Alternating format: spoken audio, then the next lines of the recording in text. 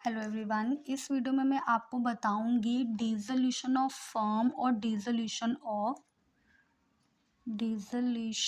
Of firm और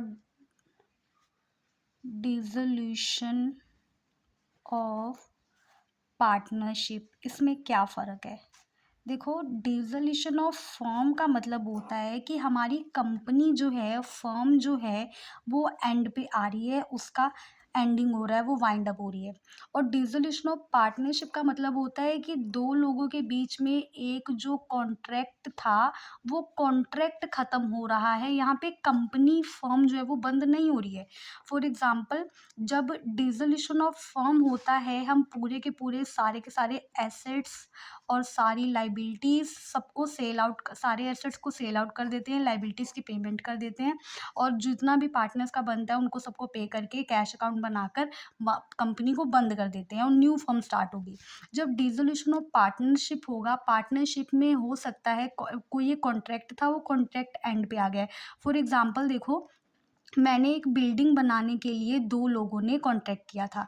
एक building बनानी थी, अब बिल्डिंग जो है वो 2 साल में कंप्लीट हो गई। तो जब बिल्डिंग कंप्लीट हुई, पर्पस जो है वो पार्टनरशिप का फुलफ़िल हो गया, तब मेरी जो पार्टनरशिप है वो ख़त्म हो जाएगी और एक नया कॉन्ट्रैक्ट वो जो होगा वो स्टार्ट होगा, उसमें कोई और पर्पस हो सकता है। तो डिसोल्यूशन ऑफ पार्टनरशिप जो होता है वो किसी भी रीज़न से हो सकती है। हो सकता है मेरा जो पर्पस था वो फुलफ़िल हो गया हो, या मैंने 3 साल के लिए किसी के साथ पार्टनरशिप करी थी, 3 इयर्स कंप्लीट हो गए, पार्टनरशिप अपने आप ख़त्म हो जाएगी। और फर्म के जो डिसोल्यूशन के कई रीज़न हो सकते हैं। हो सकता है फर्म जो है वो प्रॉफ़िट ना इनकर कर रही हो, लॉसेस में जा रही हो, या फिर कंपल्सरी डिसोल्यूशन भी हो सकता है, मतलब गवर्नमेंट ने बोला हो किसी रीज़न की वजह से इसलिए डिसोल्यूशन हो रहा है। तो डिसोल्यूशन ऑफ फर्म जो है उसमें फर्म कंप्लीट हो जाती है, वाइंड अप हो जाती है। डिसोल्यूशन ऑफ पार्टनरशिप में फर्म जो है वो कंटिन्यू रहेगी, फर्म नहीं बंद होगी।